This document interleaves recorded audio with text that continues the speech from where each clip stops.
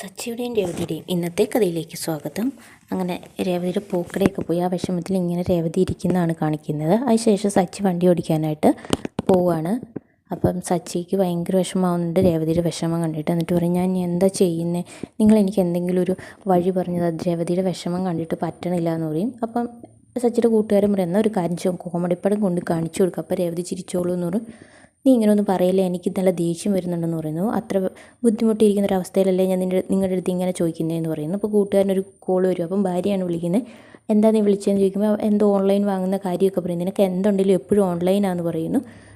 അപ്പോഴത്തേക്കാണ് സച്ചിക്ക് ഒരു ഐഡിയ തോന്നുന്നത്, എന്തുകൊണ്ട് ഒരു പൂക്കട ഓൺലൈനായിട്ടുള്ള രീതിയിൽ ചെയ്തു കൂടാന്ന്. അപ്പോൾ തന്നെ സച്ചി പറഞ്ഞു, നിങ്ങളിപ്പോൾ പറയുന്നത് കേട്ടപ്പോൾ എനിക്കൊരു ഐഡിയ തോന്നുന്നുണ്ട്. അപ്പോൾ എന്താണെന്ന് ചോദിക്കുക പറയും, ഒരു വണ്ടിയിൽ ഇങ്ങനെ കൊണ്ടുവന്ന് പൂക്കൾ വിൽക്കുന്ന ഒരു കട തുടങ്ങിയാലോ എന്ന് പറയും. അപ്പോൾ ചോദിക്കും, അതിന് വേണ്ടി ഒത്തിരി പൈസ ആവില്ല. അപ്പോൾ ഒരു ചെറിയൊരു വണ്ടി ഇപ്പോൾ എടുക്കണം, രേവതിക്ക് വേണ്ടി ഒരു വണ്ടി എടുക്കണമെന്ന് പറയും. അപ്പോൾ ചോദിക്കും, അതിന് വേണ്ടി പൈസയോ നിൽക്കും പറയും. ഇപ്പോൾ കുറച്ച് പൈസ എൻ്റെ കയ്യിലുണ്ട്, അത് കൊടുത്തെടുക്കാം, ബാക്കി മാസം അടച്ചു കൊടുക്കാമെന്ന് പറയും. അപ്പോൾ കൂട്ടുകാരൊക്കെ അവരുടെ കയ്യിലുണ്ടായിരുന്ന കുറച്ച് പൈസയൊക്കെ എടുത്ത് കൊടുക്കുകയാണ്.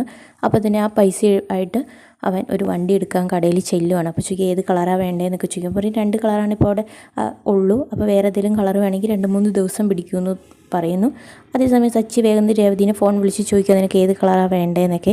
അപ്പോൾ രേവതി ചോദിക്കും, എനിക്ക് സാരി മേടിച്ചു തരാനാണോ, ഞാനിങ്ങനെ കടയൊക്കെ ഇല്ലാതെ പോയിട്ടിരിക്കുന്നതുകൊണ്ട് വിഷമം മാറാൻ വേണ്ടിയാണോ എന്ന് ചോദിക്കും.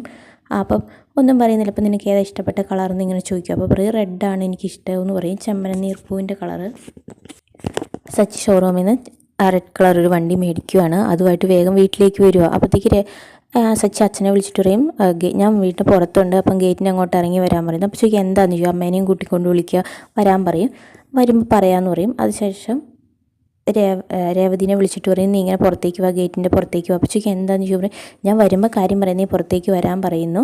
അങ്ങനെ സുധീനെയൊക്കെ വിളിച്ചും വർഷേനെയൊക്കെ വിളിച്ചിട്ട് എല്ലാവരോടും വീണ്ടും പുറത്തേക്ക് വരാൻ പറയും. അപ്പോൾ എല്ലാവരും എന്തിനാ ഈ സച്ചി വിളിക്കുന്നേ എന്നുള്ള ഒരു ആകാംക്ഷയിൽ എല്ലാവരും പുറത്ത് വരുവാണ്. അപ്പോഴത്തേക്കും പുറത്ത് വന്നു കഴിയുമ്പോഴത്തേക്കും രേവതിയും വന്നു കഴിയുമ്പോഴത്തേക്കും ഗേറ്റ് തുറന്ന് കാണിച്ചു കൊടുക്കും. അപ്പോൾ ഒരു റെഡ് കളർ വണ്ടി കാണിച്ചു കൊടുക്കുകയാണ്. ആ സച്ചി അച്ഛൻ ചോദിക്കും, ഇത് ആരുടെ വണ്ടിയാണെന്ന് പറയും. നമ്മുടെ വണ്ടിയാന്ന് പറയും. അപ്പോൾ എല്ലാവരുടെ മുഖത്തൊരു സന്തോഷം.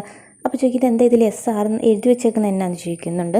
അപ്പോഴത്തേക്കും ശ്രുതി പറയുന്നു, അതെന്നെ 2 ഇംഗ്ലീഷ് ലെറ്റർ SR. അപ്പോൾ പറയും, വെറുതെ SR എന്ന് എഴുതിയതല്ല, സച്ചിനും രേവതിനും കൂടെയാണ് എഴുതി വെച്ചേക്കുന്നതെന്ന് പറയും. അപ്പോൾ ചോദിക്കും, ഇതെന്തിനും മേടിച്ചാന്ന് ചോദിക്കും. അപ്പോഴത്തേക്കും രേവതിക്ക് ഭയങ്കര വിഷമമായിരുന്നു. രേവതി കട പോയ സമയത്ത് രേവതിക്ക് എല്ലാവരുടെ മുന്നിൽ അഭിമാനത്തോടെ നിൽക്കണം, രേവതിക്ക് ഒരു വരുമാനം വേണം, അതുകൊണ്ട് ഞാനിങ്ങനെ രേവതിക്ക് വേണ്ടി മേടിച്ച വണ്ടിയാണ്. ഇനി രേവതി ഇതിലായിരിക്കും കച്ചവടമായിട്ട് നടക്കുന്ന ഒരു ബോക്സ് ഫിറ്റ് ചെയ്യുമെന്ന് പറയും.